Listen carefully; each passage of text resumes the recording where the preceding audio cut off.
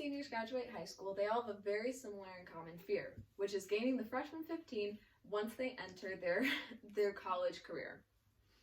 I am going to be explaining why going into college or starting your life after high school can be so dangerous for your health. I've always been involved with sports, and starting this year, I began to focus a lot more on my health and my fitness in general.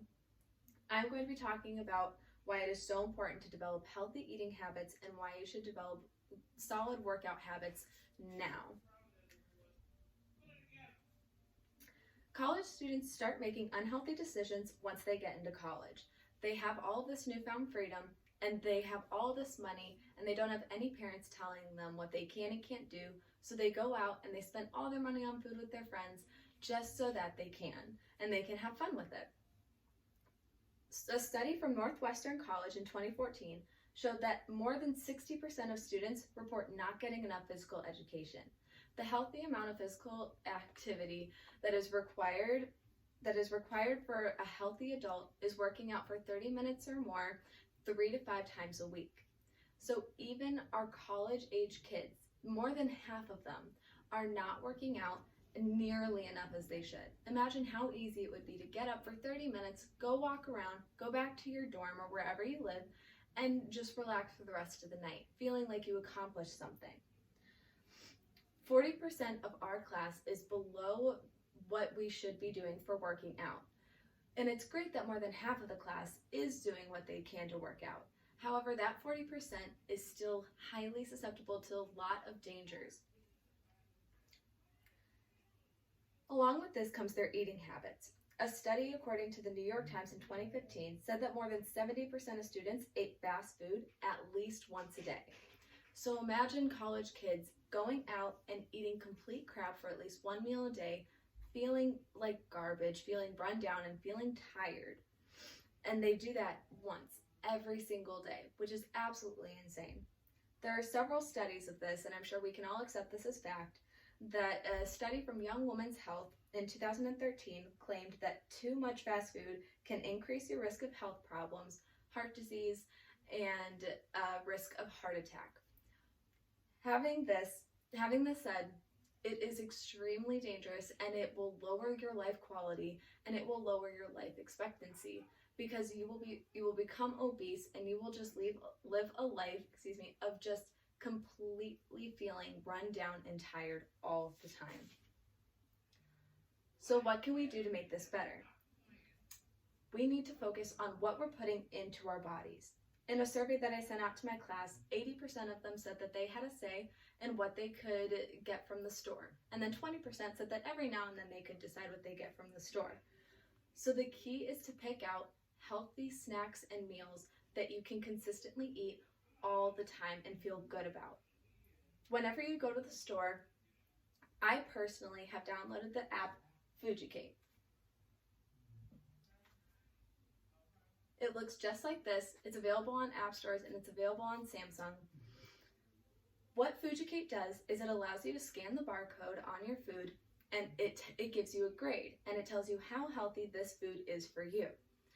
And if you scan it and it brings up a bad grade, a C or a D, you can easily go and hit alternatives, and it will show you a different food that is similar to what you're looking for, but a healthier option. The other main thing that people need to focus on, mainly college students, is portion control. Getting all of this healthy food means nothing if you eat it all in one sitting. You're still eating an insane amount of calories that you don't need for that whole day. In addition to portion control and picking out the right foods, you need to be working out and moving your body. So I know that working out feels like it is the biggest thing in the world. You feel like you have to get dressed, you feel like you have to get ready, and you have to go out to some gym that you have a membership at, and you have to do this huge workout that you have no idea what you're doing. When really, it's just as simple as putting on some tennis shoes and going outside and walking around for 30 minutes. In the survey I sent out to my class, 95% of my classmates are spending 3 or more hours either looking at a phone or playing video games, and 50% of them are spending 5 or more hours looking at their phone or playing video games each day. So imagine if you went and you took one of those hours and you just put your phone down, put down the video game, went outside and walked around for 30 minutes, and then you came back right to what you were doing. You would feel so accomplished. You would feel like you did something good for yourself, and you get to go back to doing what you were doing as if it was just the same. Missing out on those 30 minutes will not kill you, and I think that we know that. So personally for me, when I started this goal, I started it at January. It was my New Year's resolution that I wanted to lose weight, similar to most Americans at the beginning of the year. I started with wanting to change my diet because I had this big problem with food my whole life. So when I switched and I committed to eating healthy snacks and healthy frozen prepackaged meals that I knew what was in them, I knew how many calories they were, and I knew that they were healthy for me, and I noticed a huge change in my overall mood and attitude. I felt like I had more energy, I felt like I could do more, and I just felt better about myself in general. And then the biggest change came whenever I would throw working out on top of it. Now, I'm an athlete, and so I obviously was used to more intense stuff. I was used to doing the more intense things. So I personally know that I can run for longer distances, I can do high intensity workouts, and that's what works for me. But that in no way means that needs to be what works for you. People can go out and walk for 30 minutes, and as long as you feel like you went out, you got your heart rate up a little bit, and you feel accomplished, that's the only goal that we're striving for when we do this.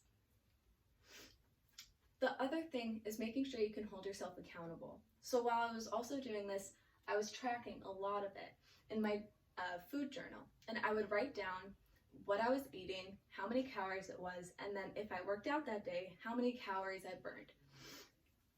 My calories, I would track my calories from my Apple Watch from working out, which is very helpful, and I know not everyone has that ability, but even just tracking your food really helps you to think over, do I really want to eat that? Do I really want to have those fries, and then write it down later and say that I had 300 calories worth of fries? Or would I rather say that I had 100 calories worth of apples?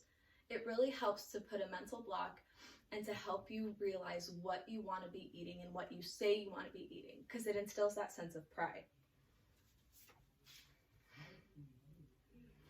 Right now is the time for you to form all these healthy habits before you graduate college and it becomes too late. Maintaining healthy snacks and meals is extremely simple, because especially with Fujicate and other forms of holding yourself accountable, either writing it in a journal or keeping a mental track of it. It's also as easy as putting on your shoes, going outside, and going for a walk. Thank you.